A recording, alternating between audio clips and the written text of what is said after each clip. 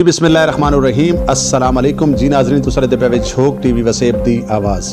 और मैं तो अपना मेज़बान रिजवान हुसैन नाज़रीन इन टाइम मौजूद हाँ मदीनतुल औलिया मुल्तान शरीफ सराकिस्तान डेमोक्रेट पार्टी के सैक्रेटरी के अंदर अस मौजूद हैं मरकजी सदर अनायतुल्लाह मशरकी साहब साथ मौजूद हैं आप दे नाल गुफ्तगू करे सूँ आप दे नाल गलबात करे सूँ कि नईम अहमद खान डाह साहब जिहड़े कि सूबाई सदर दोबारा तो सराकिस्तान डेमोक्रेट पार्टी दे वलदा वापस आ गए और बाकी भी कोई दीगर सवाल हैं आप दे नाल करे सूँ। अस्सलाम वालेकुम।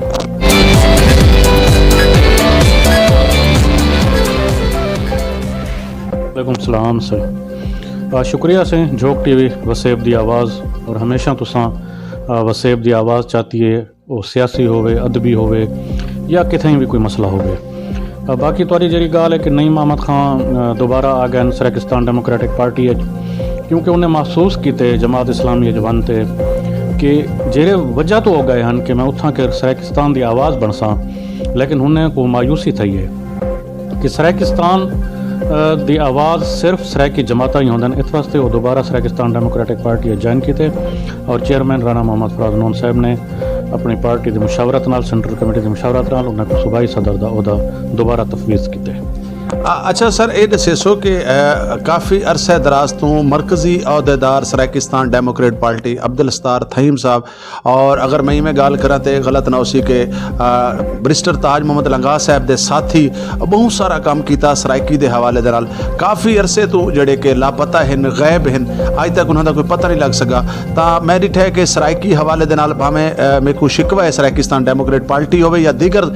सराइकी जर्नलिस्ट या सराइकी रहनुमा या सराइकी लोग जो आवाज़ बुलंद करने वाले तो अज तक थईम साहब के हवाले नाल कहीं ने आवाज़ बुलंद नहीं की। तुसा क्या समझते वे आवाज़ ना बुलंद करना ये यकीनन एक अपनी ज़ात नाल जुल्म नहीं? तुहाडी गल कई हद तक ठीक है कि पहले उहदे लवाहिकीन वही सराकिस्तान डेमोक्रेटिक पार्टी के अहदेदार वही इन कोशिश रह गए मुख्तलिफ हॉस्पिटल्स मुख्तलिफ थाने इं ही